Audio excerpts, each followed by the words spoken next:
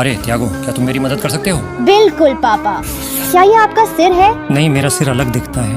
तो यह सिर शायद मेरे पापा का है। धन्यवाद बेटा। अरे क्या मुझे भी एक सिर मिल सकता है? हाँ पापा, क्या ये आपका सिर है?